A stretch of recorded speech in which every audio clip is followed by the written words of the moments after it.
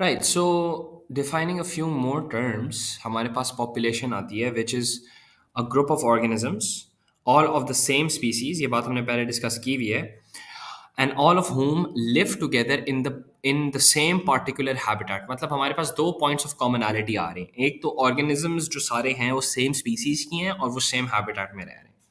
ठीक है, so I want you to think and name three different populations that are living around अस।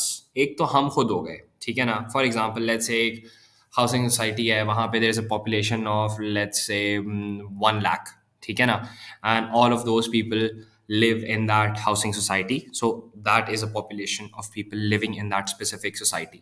ठीक है, इसी तरह से अगर हमारे पास एक लेट्स से एक प्लेट है, ठीक है ना, एक और प्लेट है और उस पे हमने एक स्पेसिफिक बैक्टीरिया को आइसोलेट किया हुआ है, ठीक है, और सिर्फ उसी टाइप का बैक्टीरिया उस प्लेट पे ग्रो हो रहा है, तो even that is a population. So just one sort of species of bacteria living on that agar plate can be considered a population। And the third I want you to think of yourself, ठीक है।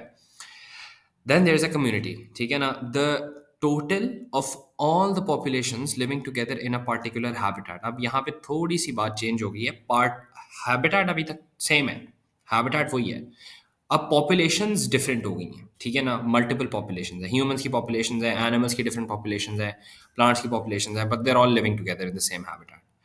अब इसी तरह से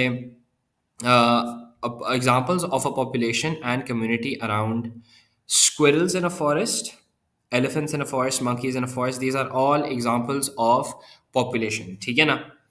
लेकिन जब इन सबको combine कर दिया जाता है, ठीक है ना, तो squirrels, elephants and monkeys living within one forest